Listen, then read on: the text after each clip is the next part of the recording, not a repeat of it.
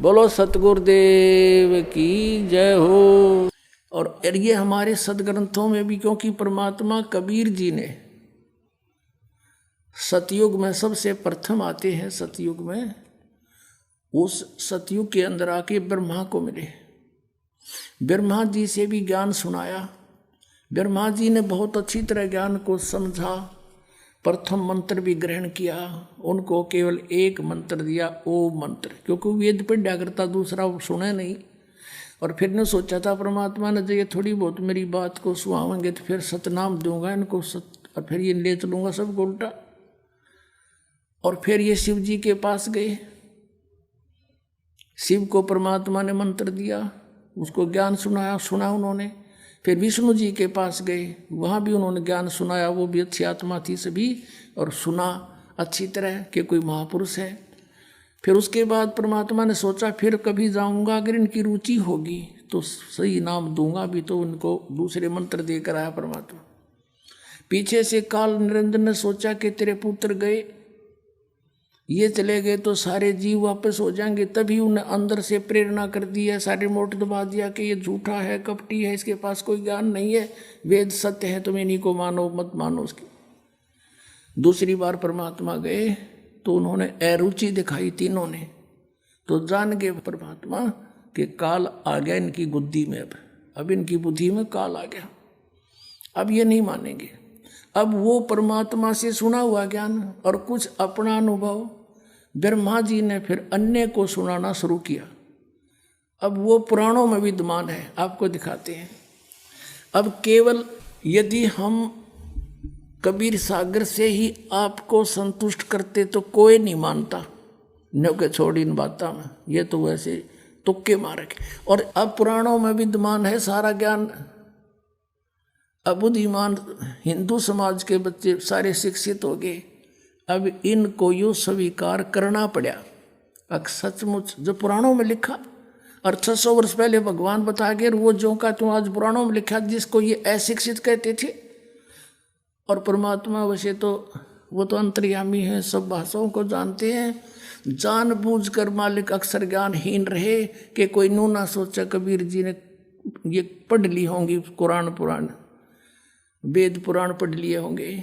और अब इससे हम भगवान पहचान सकते हैं कि परमात्मा जिसको अज्ञानी कहते वो महाज्ञानी, सब वेदों और गीता और पुराणों को जानकार थे, वो तो परमात्मा थे।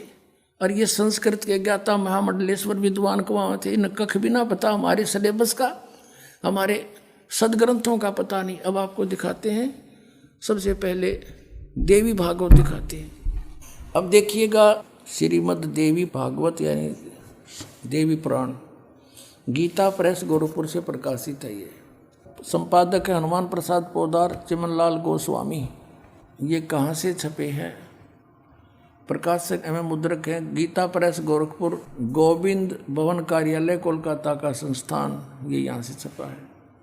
123 पृष्ठ पे ये तीसरा स्कंद।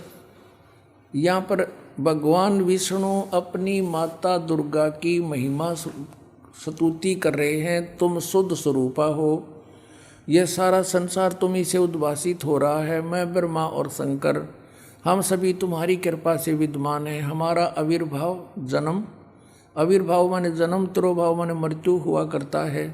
केवल तुम ही नित्य हो, जगत जननी हो, प्रकृति और सनातनी देवी हो। प्रकृति दुर्गा को कहते हैं, ये स्पष्ट लिखा है। भगवान शंकर बोले, देवी यदि महाभाग विष्णु तुम्ही से प्रकट हुए हैं, उनके बाद उत्पन्न होने वाले ब्रह्मा भी तुम्हारी बालक हुए, फिर तमोगुणी लीला करने वाला शंकर क्या मैं तुम्हारी संतान नहीं हुआ? अर्थात मुझे भी उत्पन्न करने वाली तुम ही हो। शिवे, संपूर्ण संसार की सृष्टि करने में तुम बड़ी चतुर हो। इस संसार की सृष्टि, स्थिति और संहार में तुम्हारे गुण सदा समर्थ हैं। उन्हीं तीनों गुणों से उत्पन्न हम ब्रह्मा, विष्णु एवं शंकर नियमानुसार कार्य में तत्पर रहते हैं। अब आप जी ने ये पवित्र श्री देवी भागवत देखा, श्रीमद् देवी भागवत यानी देवी पुराण में 5 कंसेप्ट क्लियर हो गए। ब्रह्मा विष्णु महेश की जन्म मृत्यु होती है, ये अविनाशी नहीं है। इनकी माता दुर्गा है। दुर्गा को प्रकृति भी कहते हैं। 3 तो ये हो गए। चौथा ये है कि रजगुण ब्रह्मा, सतगुण विष्णु, तमगुण शिव जी हैं। और 5वां ये हो गया कि ये ब्रह्मा विष्णु महेश केवल वर्क डन ही दे सकते हैं, ये किसी का संकट निवारण नहीं कर सकते। जैसा जिसका कर्म है वैसा ही देंगे, पुण्य भी पाप भी।